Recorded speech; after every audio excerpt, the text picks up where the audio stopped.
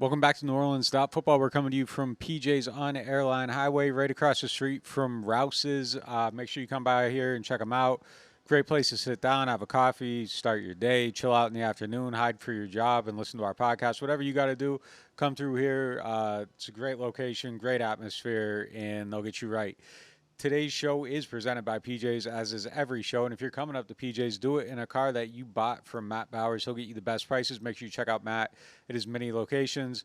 Matt will he'll do you the best deal that you're going to get. Tell him that NOF sent you. Saints got a preseason game on Sunday. Football is back. We're going to see what they look like against the Chargers. I think we're going to get a lot of fact or fiction answered there. And if you are going to watch that game, sign up for NewOrleans.Football. Use the code NOF, 20% off your first payment. We are going to be streaming live during that game, kind of a second screen that you can have up next to the main screen. We're going to be breaking down plays, talking about the players, giving you real-time analysis, all that stuff. You can hang out with us, our community and members. Again, use the code NOF, 20% off your first payment. We're going to be doing that for every game this season. So be on there, be with us, and be in the know.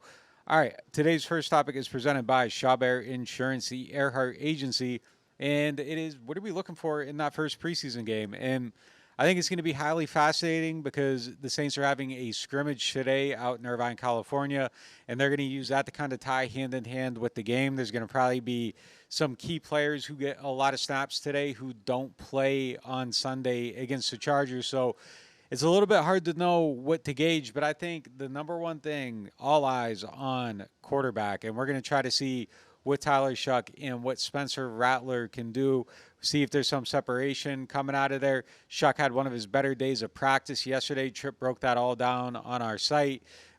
Said he was 8 for 15, managed the ball well, got it out quickly, looked more decisive. So that's a good thing. That's what we need to see from him. It's all about those incremental moments, that little bit of improvement. What can he do to get better? And we break this thing down incrementally, pass by pass, throw by throw, snap by snap, decision by decision. But really, it's going to be about who is the best quarterback at the end of this thing. And we're going to see who it is. I think right now, Spencer Rattler has a good commanding lead. I think he has looked the best. I think he's the guy you put out there and you say, he has the best chance of not losing us a game right now. And I think that's what Kellen Moore is going to decide. Which quarterback gives him the best chance of not losing a game? I don't think you're looking at either one of these guys to be Joe Montana, Tom Brady, Peyton Manning. You're just looking at him to go out there and protect the ball, make the plays that he has to make, and do no more than that. And I think right now, if you got to play a game tomorrow, Arizona's tomorrow, Rattler's easily the QB, but we haven't seen a game yet. So a lot could change in those games. The other big one for me, can Kendre Miller start to really solidify his spot at running back? That's a guy that I'm going to have my eyes on. Really important to see what he can do out there. They're going to be relying on that ground game this year, and I think he's their best chance of having a good, solid running back too. Devin Neal's hurt, so we aren't going to see him in this game. And the other one is man, what's happening at wide receiver behind the big three? I don't think you feel good about that depth at all right now. Need some guys to step up and show themselves. Mason Tipton's been good in practice, and we saw how that went last year. So what is he going to look like, when it actually counts? Has he gotten any better? Is he able to produce in these moments? That's going to be something that I think is going to be interesting. But I really think Bub Means or Kevin Austin Jr. need to show something in these games to make the team. Kevin Austin has been kind of disappointing to this point. Has let a lot of plays go that he should have made. The Saints need that big receiver, and it has not been seen yet. And then keeping that going down the tight end. Foster Moreau, Taysom Hill might not be ready for week one, so who are the other tight ends? We know Jack Stoll is going to make the team. We know that Juwan Johnson is going to be there, but the Trayton Welch, Michael Jacobson battle is pretty good. Or either one of those guys ready to make a play when the lights are on, when it actually counts. That's a huge thing. Defensively, I think it's just seeing if they can really keep doing what they're doing in camp. We think they're good. We think they have a solid secondary, but is that actually because they're solid or because the quarterbacks haven't challenged them really at all? So those are the big questions to be answered on Sunday against the Chargers. Again, tune into us on NewOrleans.Football. We're going to have that second screen going for you guys. Make sure you're watching that. Get signed up for the site. I know I have 20% off your first payment. Highly, highly fascinating time for this organization. Maybe optimism grows after that one. Maybe it shrinks, but we're going to find out together. All right. Next topic, presented by Bobby Hebert's Cajun Cannon Restaurant. Should a QB decision come after this game? And I think that's the million-dollar question. We asked Kellen Moore that on the last show. Is he going to make a decision quickly? And, I don't think they're going to force it. I think in an ideal world, you do make your decision after this game. You have enough evidence to just, hey, we're going in this direction. Let's start preparing for Spencer Rattler. Let's start preparing for Tyler Shuck. And you go all in behind him and you start building this thing around him. And you let that guy get every single day with these receivers so that they can build chemistry, that they can build timing, that they can get going the way they need to get going. But you also got to manage that with giving these guys each a chance to compete.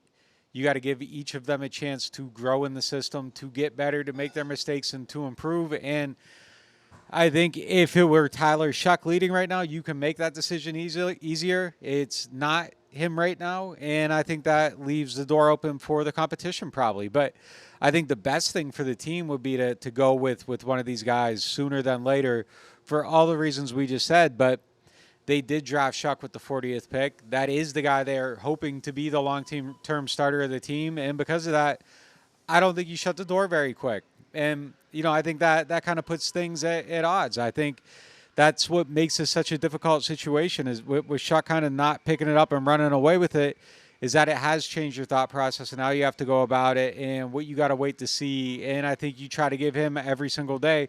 I think there would be value maybe in taking the foot off the gas and allowing it to be kind of more of a developmental situation and allow him to make his mistakes without the pressure and all that stuff. But I just don't think that's where it's at right now. I don't think Rattler's ahead enough for that to actually look that way. So I guess a lot of that will be determined on Sunday, though. If Rattler's just absolutely undeniable, I think you just don't deny him at that point, and you go with it and let him start out and see how it can go and go from there. But we're gonna see, and I think you got to be careful with how you do it because nothing's more important than this with the future of this team. I just think at the end of this year, you have to know you gave it your best shot to find out, and you have to know whether you have the guy or not. There can't be anything left to doubt. So whatever leads you to having the most solidified answer at the end of this, I think is the direction you go with it. But I would be really surprised if they rush a decision. Kellen Moore has said that he would like to make it sooner than later, but I do not think there's any chance he'll get rushed into that. We're going to bring Mike on from California to just let us know what he's seeing. We'll be back right after this quick break. The Ochsner Orthopedics Walk-In Clinic is now open. Located at 1201 South Clearview Parkway, across from the Elmwood Shopping Center, this clinic provides convenient same-day care for a variety of orthopedic and sports injuries. No referral or appointment needed. Whether you need care for strains, sprains, fractures, sports injuries, or muscular pain, the team of orthopedic specialists offers care for patients 5 and older. Open Monday through Friday from 8 a.m. to 8 p.m. and on Saturdays and Sundays from 10 a.m. to 8 p.m. Rouse's Markets is voted best grocery store in New Orleans, best grocery store in Baton Rouge, Mississippi, Gulf Coast, Thibodaux, Houma, Hammond, Lake Charles, Mobile, year after year. Thank you for choosing us best grocery store on the Gulf Coast. Number one. Thank you. Thank you.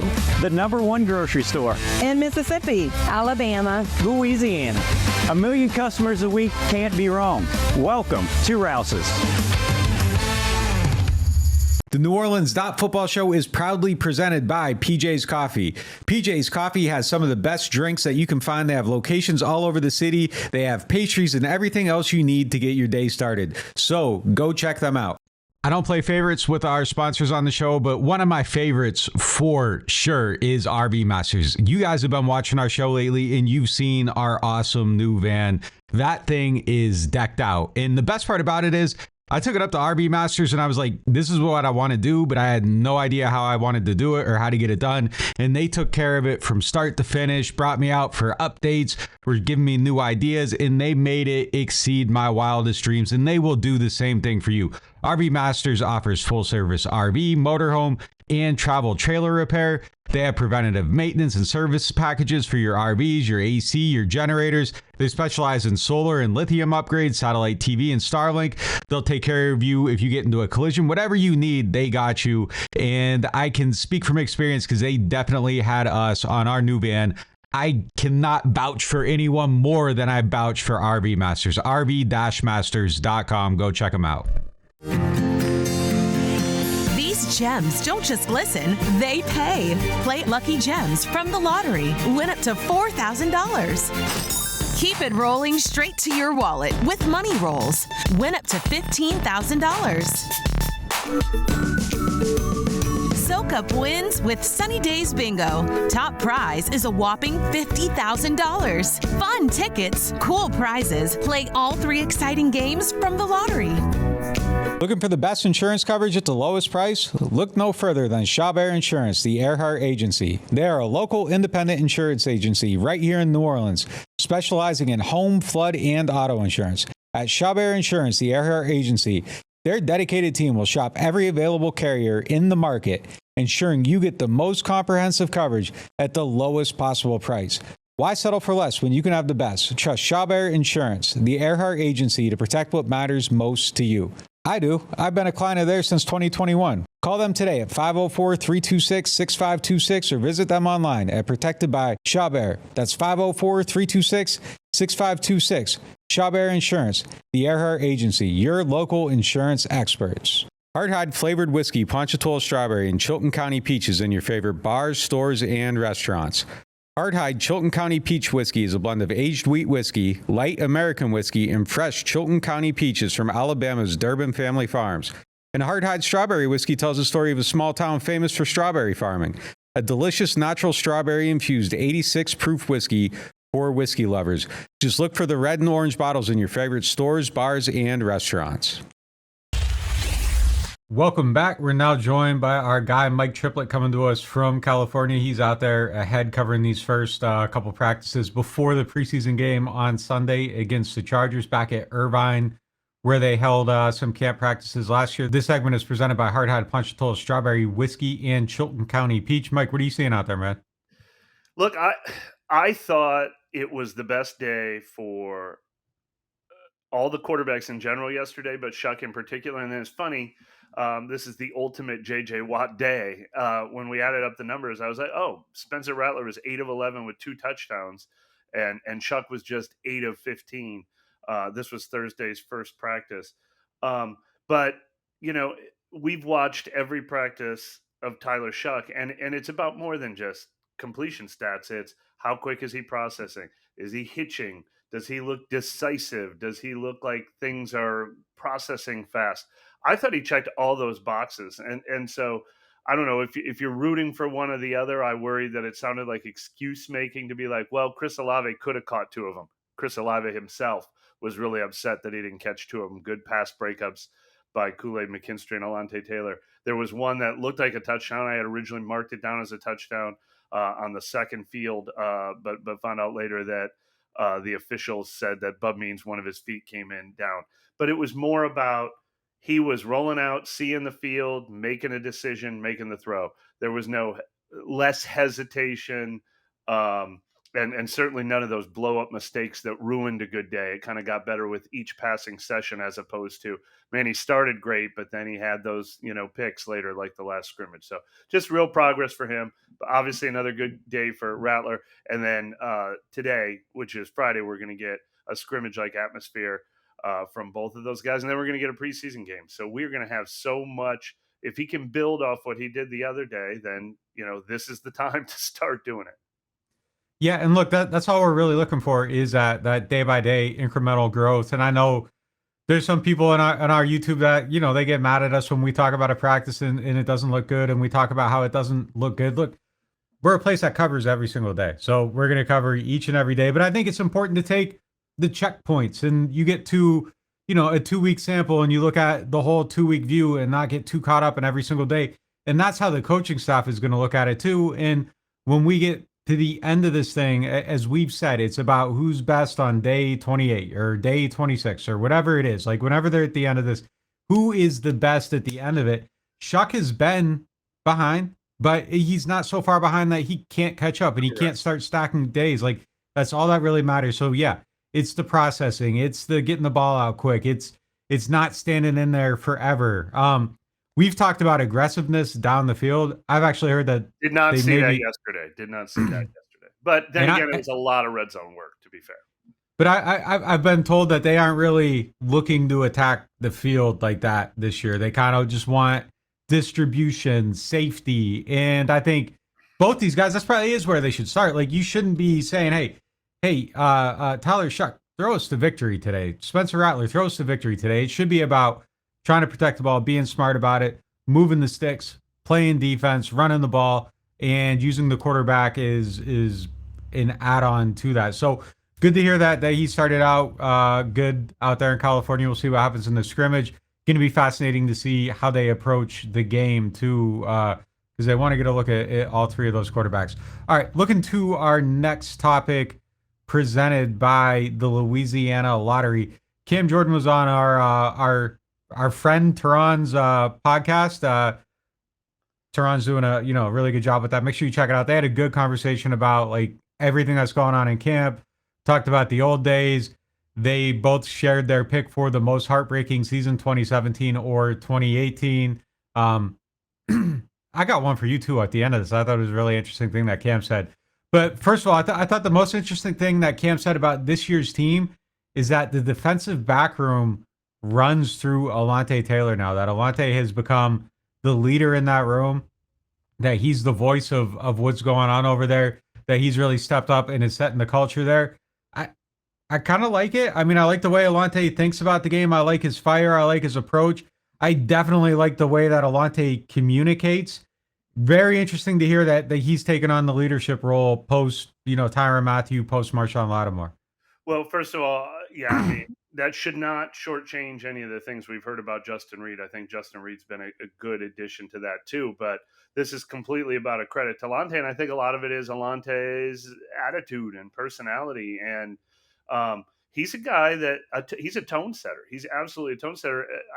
In the same day, Chris Olave, I asked him, Alontae got him. I mean, Alontae knocked one out of his hands that Olave should have been able to catch. Kool-Aid did too. But what Olave said about those guys is they're competitive. They talk a lot. I love how they play as DBs. That's how you're supposed to be as a DB. Tone setting is pretty big because we thought those guys were going to be a little bit of a question mark, younger, less proven. So if those guys are out there getting the attention of Chris Olave and Cam Jordan for how the attitude they're playing with, in addition to the plays they're making, I think that's a great sign. Another thing that he said that I thought was really interesting, and we saw some of this the other day when they came out together as a group there, and one of the safety things he said, and it was Justin Blackman, Sanker, and Justin Reed came out together for Sanker's interview and kind of put on a little show or whatever. Yeah. But like you saw the togetherness of the group. He said that the DBs actually like each other this year, and apparently it's a thing where it's rare. Like, I guess both of them were talking about how the DBs usually don't like each other, and it's like a jaguar and a cheetah and a lion. And Cam said, like, I think they're just all hyenas this year, like they're hunting in a pack.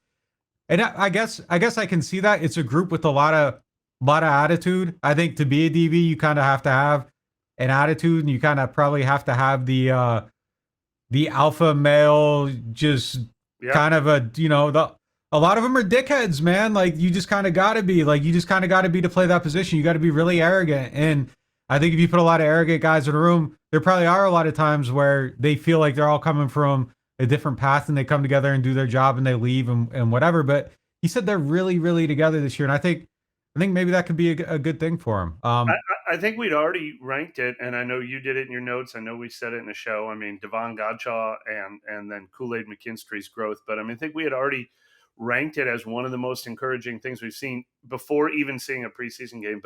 But secondary and the young cornerbacks in particular, and then Tyrann retiring, I think ranked as one of our biggest question marks about this team. And for that to feel like one of the strengths of the first 2 weeks of camp is maybe the most positive development so far. I don't know if I would say number one, but it's really close. He also, on Godshaw, he also said that one of his favorite DTs to play with so far, nose tackles to play with, because he knows his role. He isn't trying to be the guy with the best feet. He isn't trying to do too much. He isn't in there saying, hey, look, I could do this. He's just like, I'm going forward, and I'm taking some people with him. So some high praise there. Yesterday. I mean, it's daily with that guy. the last thing he said, and it's the age-old modern Saints debate. Cam said the 18 team's beating the 11 team. So I thought that was kind of interesting. That too. surprises me because when you said that, the 18 team, but they said 17 was the biggest disappointment. Well, or most crushing or whatever. Cam said 17 was the most crushing because if you remember that game, they had to come back out on the field after it happened and everything, and he just said that was like a very devastating thing. Yeah. Teron said 18 was the most crushing for him. It puts him in a bad mood whenever he thinks about it. Yeah. But yeah, Cam said the 18 team would beat the 11 team. Cam's gonna say that because the 18 team's defense was way, way better than the 11 team's defense. I mean, the 18 team's defense was special, and that's the reason to make that argument. The 11 team is still, for me, because I think it might be the best single season offense in NFL history. It really might be. I mean, they still hold the record for yards in a season, so it's not just like I watch that team and they're the best. Like, there's actually evidence to claim they're the best. I mean, that was prime Jimmy Graham, prime Colston, prime Lance Moore, prime Sproles, prime Pierre, and prime Chris Ivory. I mean, who am I forgetting? I think there was even more than that. I think I'm prime Meacham. I'm leaving someone out.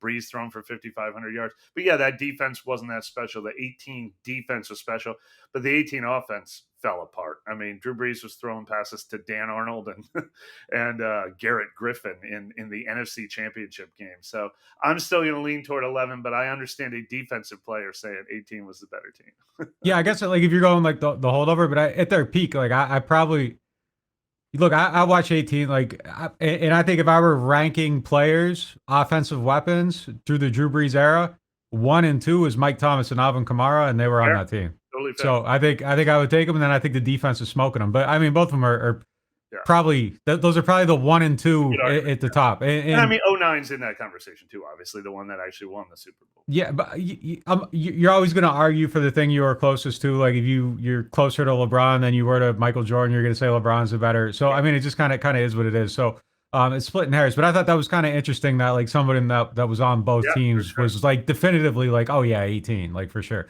All right. Our last topic here before we hit the next break is presented by Aaron Rose. Let's go back and forth. Camp players top of the list. Heading into this preseason game, who's your number one? If we're going MVP list, who's your number one pick for the MVP? Oh, camp MVP. Okay. Through the first 2 weeks before seeing the first preseason game, I'll stick with Rashid Shaheed. He hasn't widened his lead over the last week, but he had built up such a big lead that I'll stick with Rashid Shaheed for MVP. There's a couple most improved that I would argue for over Rashid, but I'll still give him MVP. Yeah, I think he'd be my number one as well. Just he's looked really good, been really impressive. Body composition, I think, is a big deal. I'm kind of expecting big things from him, just with him, what he's within his opportunities. And sticking on that list, I honestly think my number 2 guy it's the same position. It's Olave. I think Olave is probably my number 2 on that list. Made a lot of plays, Mr. Reliable. Every time he goes out there, it seems like he catches a pass. He's looked really good to me. And again, another guy that I think is going to be great within whatever opportunities he has. Yeah, I mean, that's why last night's practice was staggering. I mean, we happened to talk to Olave on the day that he had 3 passes thrown to him that weren't complete, and twice he absolutely could have caught him. It was a great play by Alante, great play by Kool-Aid.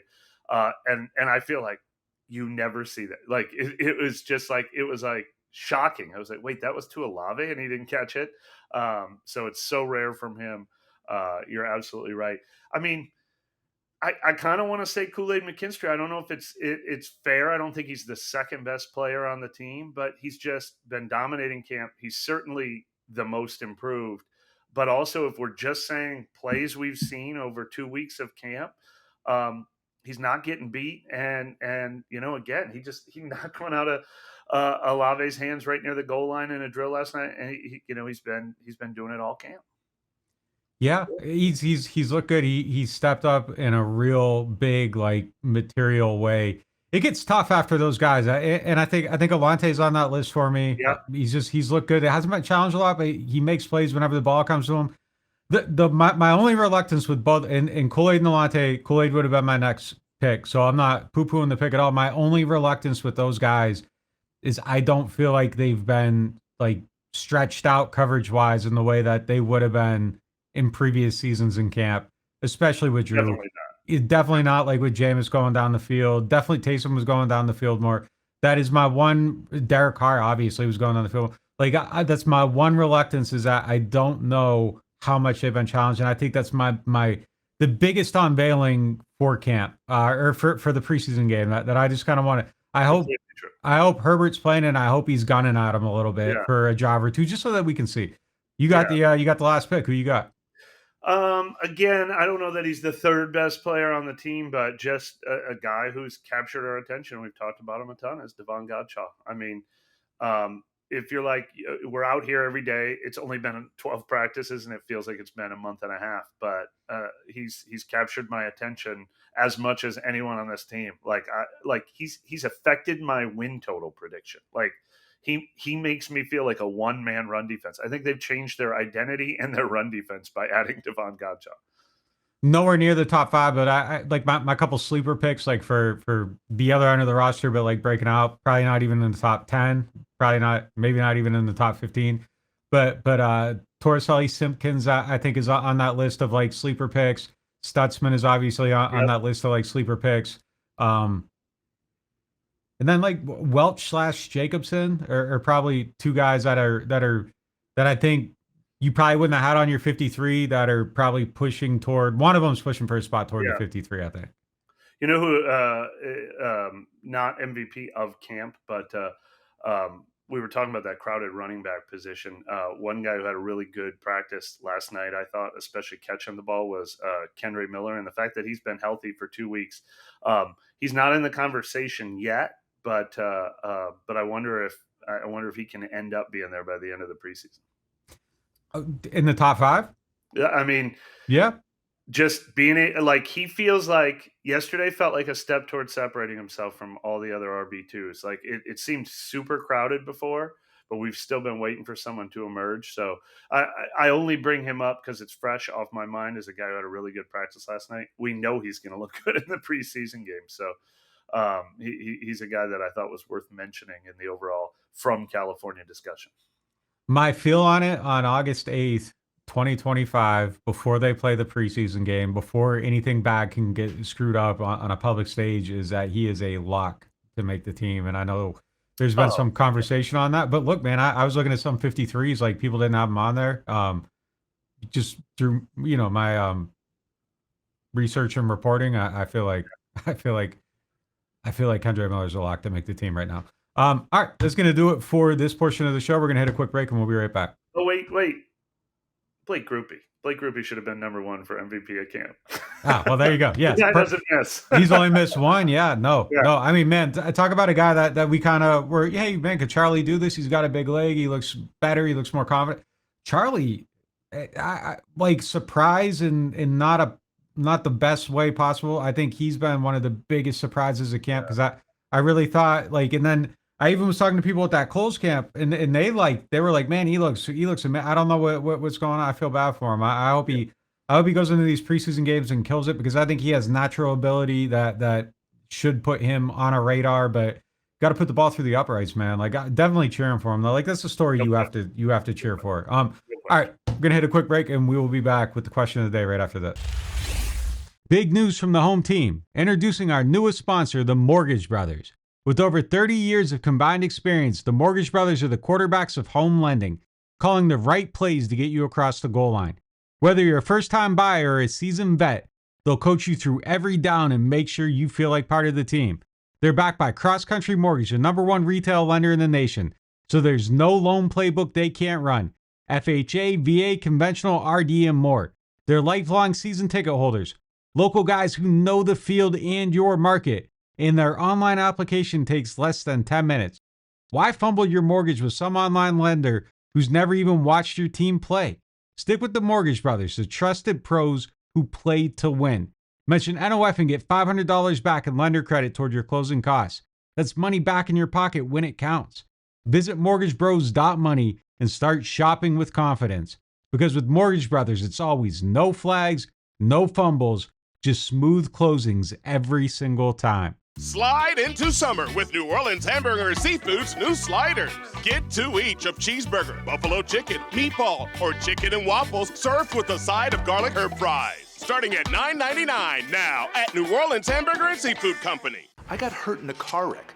Why should I get Gordon? Because when you're hurt, you need money. And I fight for the people of Southeast Louisiana every day.